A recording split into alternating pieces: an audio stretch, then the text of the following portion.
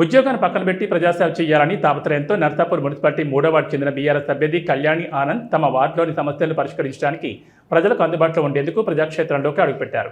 NGOs కాలనీలో గడప గడప తిరుగుతూ ఇంటింటి ప్రచారం నిర్వహించారు. ఈ సందర్భంగా అభ్యర్థి కళ్యాణి ఆనంద్ మాట్లాడుతూ 3వ వార్డులో తనను గెలిపిస్తే under ground drainage, pipeline, CC రోడ్లు, నీటి సమస్య పరిష్కారానికి కృషి చేస్తానని అన్నారు.